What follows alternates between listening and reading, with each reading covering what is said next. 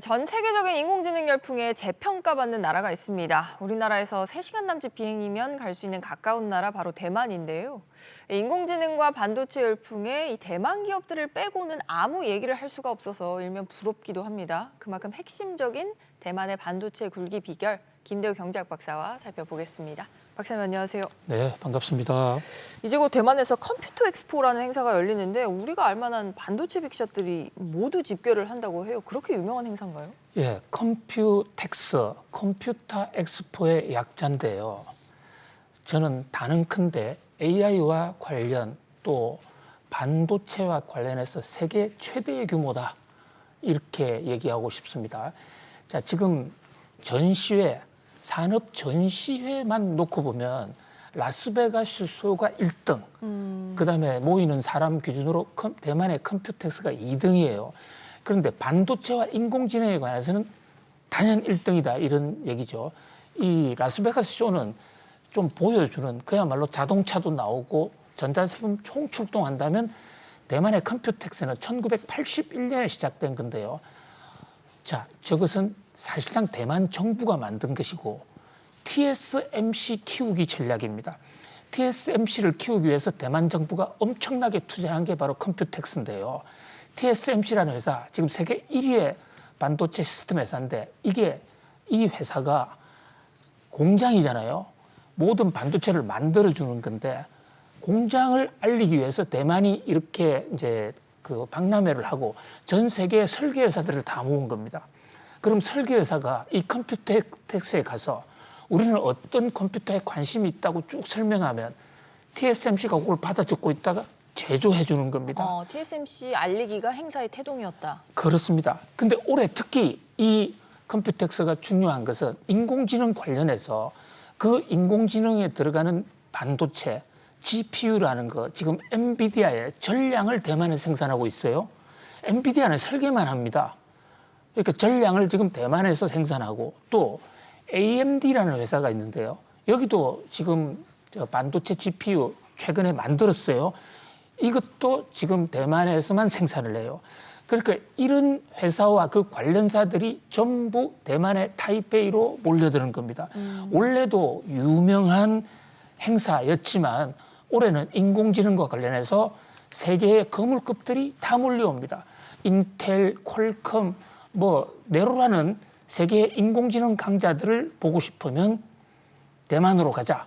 이런 얘기가 있을 정도로 또 지금 주요 참석자 젠슨 황 엔비디아 CEO, 팻 겔싱어 인텔 지금 자막의 아래쪽 부분에 나오죠. 리사 수 AMD CEO, 그다음에 크리스티아노 아몬 퀄컴 CEO. 요즘 퀄컴이 빠르게 인공지능 쪽으로 지금 들어가고 있지 않습니까? 마이크로소프트에 들어가는 컴퓨터도 그 칩도 퀄컴으로 지금 인공지능을 바꾸고 있는데요. 자, 이 컴퓨텍스를 얘기하려면요. 사실 대만에서 그 이엔자 감이라는 사람, 이거 시간이 다음 기회에 대만의 사실상 반도체의 아버지. 요즘 이제 아버지가 굉장히 많이 출연하고 있어요. AI의 아버지, 반도체의 아버지 많죠. 지금 새로 산업이 일어나는 경우에서는 그 뿌리가 누구냐를 아는 것도 중요한데 대만은 왜 이렇게 반도체가 크느냐를 얘기할 때 빼놓을 수 없는 사람이 엔자감이라는 사람이에요. 자, 대만의 총통하면 지금 그 대만의 총통 라이칭더 신임 총통. 예, 라이칭더 그 전이 차이잉원, 그 전이 첸 수이비엔, 그다음에 그 전이 장찡고, 그다음에 장제서. 우리나라 사람들이 생각하고 있는 것은 이 정도입니다. 그런데 대만의 국부가 장개석이라는 장개석 장제스예요. 그런데 장제스 때 이 엔자감이라는 사람이 부통령을 하고 있었어요. 경제총리 겸 부통령, 행정부 총리도 했고 부통령도 했습니다. 이분이 TSMC를 만든 겁니다. TSMC의 아버지가 바로 엔자감이에요. 부총리가 기업을 만들었다고요? 그 기업인 출신인가요? 부대통령. 이 사람은 그 관료 출신입니다. 대만에 지금 이 엔자감에 살던 집이 대만의 국립문화재로 돼 있어요. 이 양반이 세계에서 시스템 반도체라는 것을 아이디어를 만들었고, 그래서 TSMC에 우리가 흔히 TSMC 아버지는 모리스 챙이라고 그러는데 모리스 챙이라는 사람이 미국의 텍사스 인스트루먼트하고 AMD에 근무하고 있는 사람을 스카웃을 해와서 너 마음대로 해봐 해서 만든 회사가 TSMC예요. 그래서 이 반도체 아버지 TSMC의 아버지는 엔자감이고 모리스 챙은 그 아들이다. 나이는 많지만은 그 엔자감은 지금 돌아가셨거든요. 근데 장개석 씨가 이제 나이가 많아서 죽었을 때 그 아들로 장경국으로 권력이 승계된 거로 우리는 알고 있습니다만 그 사이에 약 5년 정도의 공백이 있었습니다. 아들로 바로 승계하지 않았습니다. 그때 엔자감이라는 사람이 바로 대만의 대통령까지 올라갔습니다. 그래서 권력 승계를 해준 사람이거든요. 대만의 총통. 그때 대만의 반도체가 뿌리를 내렸다. 그때 엔자감이 만든 컴퓨텍스가 행사를 하고 이번에 AI와 관련된 반도체에 관해서 설계자 또는 생산자 그 관련된 후공정 어떤 검사하는 사람 패키징하는 사람 다 모이는데 하나 없는 사람들이 있어요. 한국의 반도체 관계자들은 이 행사에 전통적으로 참석 안 합니다. 아, 못하는 건가요? 안 하는 건가요?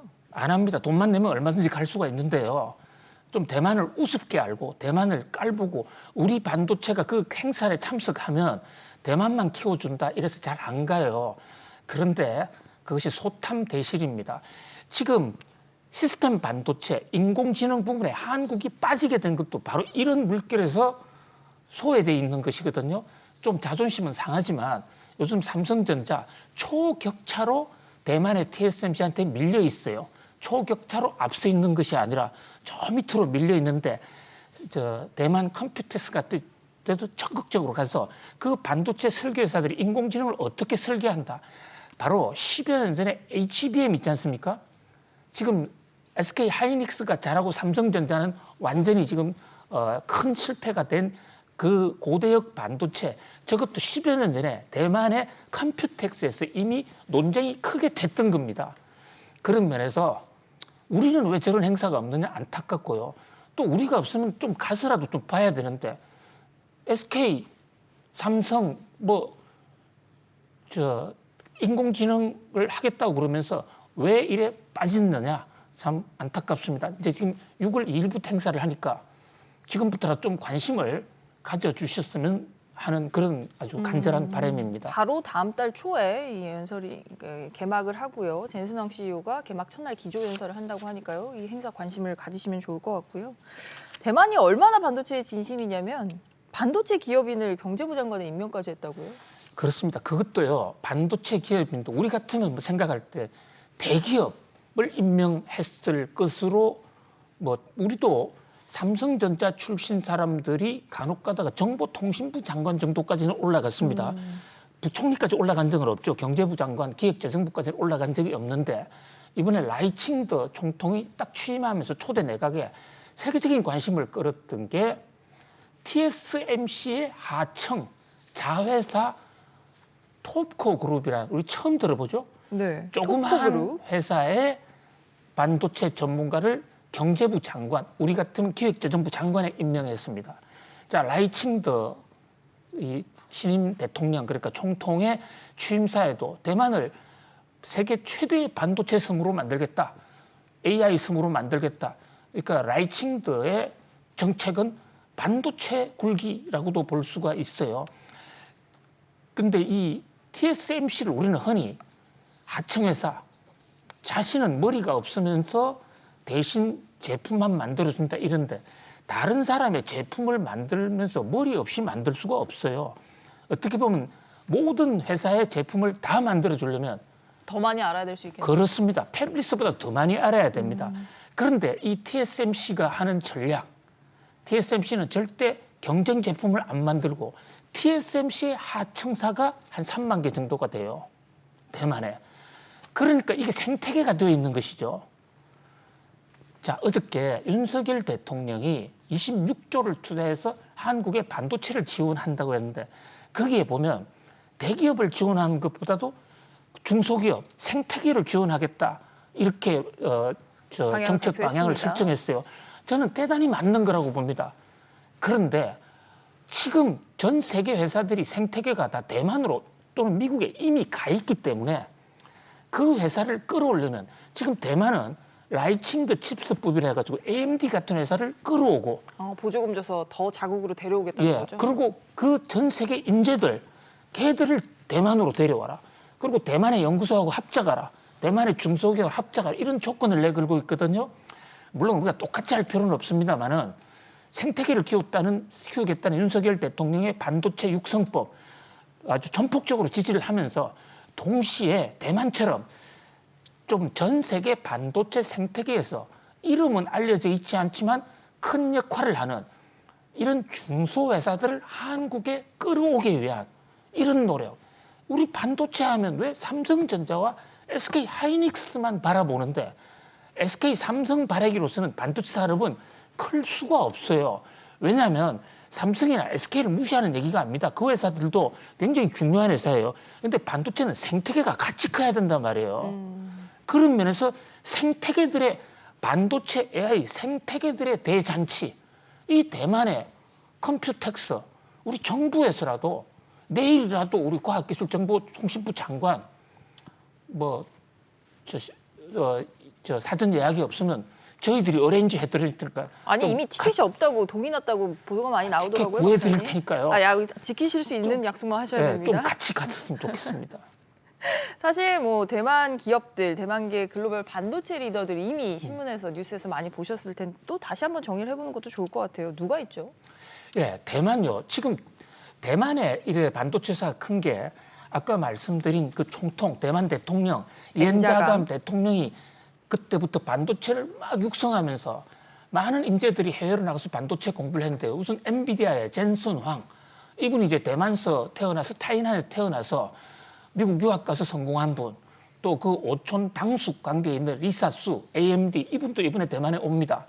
그다음에 수마콤이라는 SMCI 찰스 리앙은 미국에서 회사를 하고 있는데 이분도 대만 출신이고요. TSMC는 지금 뭐 이루 말할 게 없고, 그다음에 야후의 제리 양, 유튜브를 만든 스티브 첸, 그다음에 애플의 이 오드리 탕이라는 인물인데요. 이분이 해커였어요. 전 세계 젊은 해커로 나이 19살에 애플이 최고급 회장급 그 고문으로 모시고 갑니다. 스티브 잡스가 옆방에 두고 오드리 탕하고 같이 해킹을 해보면서 해킹을 하겠다는 게 아니라 해킹으로 들어오는 것을 메커니즘을 알아야 해킹을 막을 수가 있는 거 아니겠습니까? 그렇죠. 그래서 스티브 잡스가 제일 많이 모시고 다닌 분도 저 19살에 대만 출신 해커였거든요. 오드리 탕, 뭐 이 밖에도 이루 헤아릴 수가 없습니다. 자, 이번에 또 하나 주목된 것은 엔비디아의 젠슨 황이 이제 기조연설을 하는데 거기서 AI에 대해서 뭐 블랙웰 이런 거에 대해서 쭉 얘기를 하는데 자, 거기에 같이 가는 사람, 엔비디아 컴퓨텍스 2024에 동행하는 기술 동행 파트너사. 저는 같이 움직여요. 엔비디아의 젠슨 황과 그 명단 좀 올려주시죠. 자, SMCI, 기가바이트, 에이스, 에이수스 이런 회사들이요. 엔비디아와 함께 지금 인공지능 GPU를 만들고 회사는 기술 동맹입니다. 왜 SK 하이닉스는 없느냐? SK 하이닉스는 기술 동맹이 아니라 그 HBM을 만들어 가지고 같이 납품을 해서 AI 가속기에다가 끼우니까 상품 동맹이란데 같이 기술을 나누는 동맹은 아니에요. 이게 더 상위 버전이라는 거죠, 기술 동맹이. 핵심이죠. 코드. 그러니까 이 사람들이 어떤 생각을 하는데 인공지능 우리가 늦었는데 이거 따라가려면 이번에 컴퓨텍스의 엔비디아와 같이 가는 엔비디아 기술 동맹 파트너사 이 사람들이 무슨 연구를 하고 있는가 이것도 우리 같이 연구해 볼 필요가 있습니다. 네, 박사님이 이것도 열심히 들으시고 자세히 정리를 해서 전해주시면 좋을 것 같아요. 그래서 또 대만으로 가야 되는데 지금 갈 시간을 잡을 수 있을지 요즘 또 온라인으로도 많이 들을 수 있으니까요, 다행히. 뭐 젠슨 황 이야기 나와서 말인데 어제 또 컨퍼런스 콜 있었잖아요, 실적 발표하면서. 네. 주목할 만한 내용들이 있었을까요? 그렇습니다. 그러니까 저희들이 어저께 아침에 엔비디아의 실적을 전해드릴 당시에는 컨퍼런스 콜이 시작이 되기 전이었어요. 그러니까 실적에 나타난 엔비디아 놀라운 실적이었습니다. 어닝 스프라이즈였어요. 전년 동기 대비 500%까지 성장했다. 대단한 건데, 근데 이제 젠슨 황의 얘기는 제대로 못 전해드렸습니다. 여러 가지 얘기가 있는데, 젠슨왕이 이제 혁명이라는 얘기를 했습니다. 혁명. 자, 혁명이라는 것은 완전히 세상을 근본부터 뒤집어 버린다는 것인데 비즈니스 경영학에서 말하는 혁명 정도 얘기하려면 스티븐슨이 전기기관 만들어낼 때 혁명 뭐 그 정도를 생각하는 거. 지금 AI는 세상을 바꾼다. 그다음에 다음 성장의 물결을 맞이할 준비가 돼 있다. 그러니까 지금 엔비디아의 AI에 끝나지 않았다. 그다음에 가장 핵심이 블랙웨일 얘기입니다. 블랙웨일이라는 게 지금 인공지능과 관련해서 거기 들어가는 반도체인데 엔비디아가 차세대 버전으로 지금 개발하고 있는 거예요. 설계는 했고 이것을 TSMC 대만에서 지금 만들고 있거든요. 근데 이 대목 이게 언제 나오냐가 굉장히 중요한데 시점이 관건이죠. 예, 여기서 어저께 늦게 이번 분기에 출하를 시작한다고 그랬습니다. 2분기부터 출하를 시작한다. 예, 그런데 여기서 말하는 2분기가 엔비디아의 분기는 2월 달부터 시작돼요. 그렇죠. 1분기가 2, 3, 4월, 2분기가 5월부터 이달부터 시작한 거죠. 5, 6, 7이란 말입니다. 그러니까 원래 하반기부터 한다 했잖아요. 그러니까 이 2분기 말에 시작하면 이게 7월 달에 이게 하반기인 거예요. 맞죠. 하반기 서둘러 일은 하반기에 한다. 그럼 7월 달보다 나온다. 이게 나오는 시점이 왜 중요하냐면요. 벌써 아마존에서 엔비디아 기존 어떤 GPU는 후프라고 하는 아키텍처 시스템에서 나오는 버전이거든요.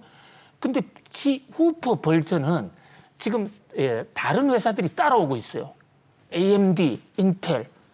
그러니까 여기에 그 엔비디아가 그냥 그대로 현실에 안주하면 AMD나 경쟁사의 역전이 될 수 있거든요. 먹거리를 뺏길 수 있네요. 그렇습니다. 독점체제가 깨질 수가 있는 겁니다. 그런데 블랙웰이 나와서 다시 독점을 가져보겠다. 그래서 굉장히 중요한 거예요. 그런데 이것이 하반기는 하반기인데 먼 하반기가 아니라 바로 7월 달. 7월 달이면 2달 반 후입니다. 그러니까 2달 반 후부터 나오고 한 8월, 9월 되면 본격적으로 깔리기 시작한다. 여기서 경영학에서 말하는 에어파켓이라는 얘기가 있습니다. 공기 주머니인데 우리가 배가 세월호가 빠졌을 때 공기 주머니가 있으면 고기에 좀 살 수도 있는 그때는 생명줄로서의 공기 주머니인데 원래 경영학에서 공기 주머니는요. 과거 제품에서 신제품으로 갈 때 과거 제품도 안 팔리고 신제품도 안 팔리는.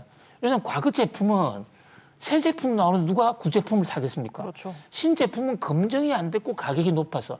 그래서 에어포켓이 있다. 그래서 기술 혁신을 할 때는 이 에어포켓을 잘 넘어서야 된다. 이게 경영학자들의 가르침이에요. 그러니까 과도기를 말씀하시는 거네요. 아까 그래서, 세월호는 생명줄을 기술 혁신의 과도기. 건데. 거기에 빠질 수가 있다. 이래서 걱정한 사람이 있기 때문에 블랙웰이 좀 늦게 나오면 첫 번째 독점 깨지고 또 에어파켓이라는 공기 주머니에 어떤 과도기에 빠질 수가 있다. 그런데 이게 젠슨왕이 이거 없도록 최선을 다하겠다.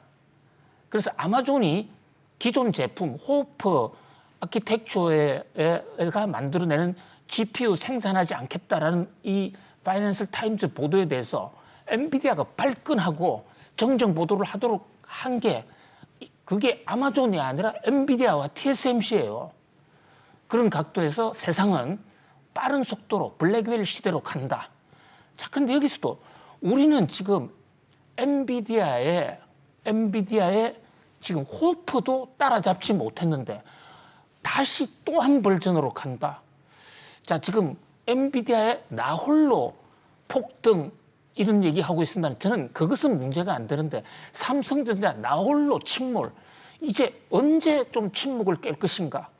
정말 삼성전자 새 회장단의 그런 기대가 큽니다. 네, 최근에 회장단을 바꿨죠. 저희도 이번 주 보도를 해드렸는데요. 좀 기다려보고 또 저희가 좀 코멘트를 하는 건 어떨까요? 성운을 보낸다는 그런 측면에서 삼성전자의 분발. 네. 삼성전자가 하기로 마음만 먹으면 또 따라잡을 수 있습니다. 네, 알겠습니다. 또 그런 소식을 또 조만간 전해드리기를 저희도 기도를 하겠습니다. 다음 소식도 좀 살펴보죠. 최근 라인 야후 사태가 한창인 가운데 일본이 중요 정보를 취급하는 사업자를 국가가 지정한다는 내용의 중요 안보정보법을 통과를 시켰습니다. 이게 네이버를 압박할 법적 근거를 갖춘 것이 아니냐 이런 지적이 나오는데요. 네이버의 라인 지분 매각 협상에도 빨간불이 켜졌습니다. 이어서 좀 보죠. 박사님, 이게 일명 라인 강탈법 속전속결로 통과가 됐어요. 예, 뭐 일각에서는 네이버의 그 라인 강탈이 잘 안 되니까 일본이 이제 법까지 만들어서 뺏어가려는 거 아니냐 이렇게 분석하는 전문가들이 있는데요. 이거 잘못된 분석입니다. 네. 원래 법으로 뺏어가려고 2년 전부터 준비하고 있었어요. 하고 있었고 먼저 행정지침 내서 행정지도를. 네. 행정지도를 통해서 하다가 이제 법적 뒷받침도 뒤에 있었던 겁니다. 근데 이게 통과가 됐습니다. 그러니까 이제 네이버는 라인을 정말 꾸려가기가 참 어렵게 됐다. 이제 공식 법으로 압박하거든요. 이 법의 내용이 참 가관입니다. 정보, 안보에 민감한 정보산업은 관련자들을 정부가 승인을 해줘야만 임명이 돼요. 그러니까 이혜진 회장이 내가 대표하겠다. 일본 정부의 승인 없으면 불가능합니다. 그다음에 승인을 했다 하더라도요. 기밀 정보가 유출됐다? 그러면 징역 5년, 최대 징역 5년. 지금 네이버가 정보 유출 책임을 지고 있지 않습니까? 그러면 지금 그 신중호 CPO란 분, 한국 네이버가 파견한 유일한 임원, 그분은 지금 만약에 법이 바뀌었다면 징역 5년에 처할 수도 있는 법이에요. 이거 어마어마한 법입니다. 또 그리고 그 라인 같은 정보 기밀 담당하는 회사가 임원들은 와이프의 친척 족보까지 다 들여다보고 이게 적성국이냐, 일본의 반일 사상이 있느냐 이걸 다 준비를 조사를 하기로 지금 되어 있어요. 근데 이게 다 계획이 됐다는 거죠, 2년 전부터. 그럽니다. 오래전부터. 아, 일본은 계획이 있었구나. 무슨 계획이냐? 라인 강탈의 계획이 있었다는 겁니다. 우리만 모르고 있었고 뭐 행정지도 나오니까 행정 지침만으로 하려고 그러냐? 그때 일본은 웃고 있었어요. 우리 법 다 있다. 그리고 이제 법 딱 통과된 겁니다. 아직 사인은 안 했는데요. 자, 이렇게 되면 지금 7월 1일까지 행정 지침에 따라서 라인의 문제, 라인의 개인정보 유출 문제를 어떻게 할 것이냐. 그 문제와 관련해서 라인의 지배 구조를 정돈하라. 이런데 지금 아직까지 지금 결론 못 내고 있거든요. 이 대목에 서로 결론이 안 나도 앞으로 라인은 50대 지분이 있어서 이혜진 오너가 거기에 일부 간부들 파견해도 일본 정부가 승인을 안 그냥 하는. 승인 안 하면 그만이에요. 그러니까 네이버로서는 라인 강탈당할 상당히 구조적 위기에 왔다 이렇게 볼 수 있습니다. 이런 가운데 네이버가 가장 크게 우려했던 일이 좀 벌어졌는데요. 라인야후가 네이버에 해외 사업권을 넘기지 않을 거다 이거 분명히 했습니다. 동남아 사업 어떻게 되는 거죠? 아주 핵심을 지적해 주셨는데요. 만약에 일본이 라인을 뺏어가더라도 네이버는 동남아는 역시 네이버가 개척한 거니까 이 라인 플러스라는 회사가 한국에 있어요. 한국의 법인이거든요. 그러니까 대만이나 태국, 아시아도 그건 네이버가 사업을 할 거야. 그리고 저걸 잘 정돈하면 돼. 이렇게 했는데 자, 라인야후가 공식 입장을 냈습니다. 라인 플러스가 한국에 있지만 그건 한국 회사 아니야. 네이버하고는 아무런 관계가 없어. 라인 플러스의 지분을 100% 라인야후가 갖고 있거든요. 근데 라인야후는 50대 50으로 갖고 있는데 그거를 뺏으면 태국, 대만 사업도 100% 손정희의 일본이 장악할 수 있다. 그러니까 헛꿈 꾸지 마. 김칫국 마시지 마. 절대로 동남아 사업 네이버에 주는 일 없을 거야. 지금 이것을 강탈 선언을 하고 나섰다. 이렇게 볼 수 있습니다. 사실 일본 사업은 넘기더라도 우리가 동남아 사업은 네이버가 가져올 수 있지 않을까 이런 한간의 기대가 있었는데 여기에도 좀 찬물을 끼얹는 소식이었습니다. 네이버의 다음 대응이 어떻게 될지 또 주목되는 소식이네요. 네, 저희가 오늘 준비한 소식은 여기까지고요. 저희는 다음 주에 또 알찬 기업가 사람 소식 준비해서 돌아오겠습니다. 박사님 오늘도 잘 들었습니다. 감사합니다. 감사합니다.